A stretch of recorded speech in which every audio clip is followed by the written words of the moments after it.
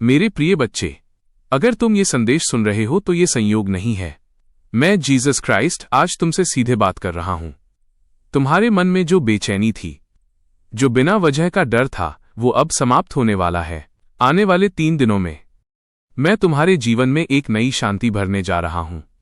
तुम्हारा मन जो बार बार भटक रहा था, अब स्थिर होगा। तुम्हें खुद पर फिर से विश्वास महसूस होगा।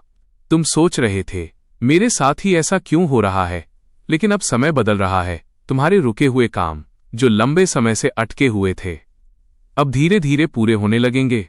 जिस धन का इंतजार तुम कर रहे थे, उसके वापस आने के संकेत बन रहे हैं। तुम्हारी मेहनत अब व्यर्थ नहीं जाएगी। मैं तुम्हें देख रहा था, तुम्हारी हर कोशिश, हर संघर्ष, और अब तुम्हें उसका फल मिलने का समय आ रहा है।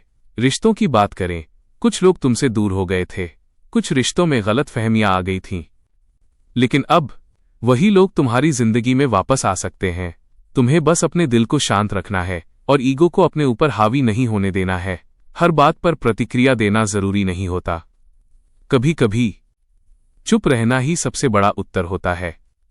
लेकिन मेरे बच्चे, एक बात ध्यान रखना, ये समय अच्छा है, पर इसका मतलब ये नहीं कि तुम बिना सोचे समझे फैसले लो। भावनाओं में बहकर कोई बड़ा निर्णय मत लेना। हर किसी पर आंख बंद करके भरोसा मत करना। तुम्हें समझदारी से चलना होगा। अगर तुम अपने दिन की शुरुआत करते समय थोड़ा समय शांत बैठकर अपने अंदर झांकोगे, तो तुम्हें खुद ही रास्ता दिखाई देने लगेगा। तुम्हें बाहरी शोर नहीं, अपने अंदर की आवाज सुननी है। अहंकार से दूर रहना। जब समय अच्छा आता है तो इंसान अक्सर खुद को सबसे ऊपर समझने लगता है, लेकिन याद रखना, जो तुम्हें मिला है वो तुम्हारी मेहनत के साथ साथ मेरी कृपा भी है। अगर तुम विनम्र रहोगे तो ये अच्छा समय और लंबा चलेगा।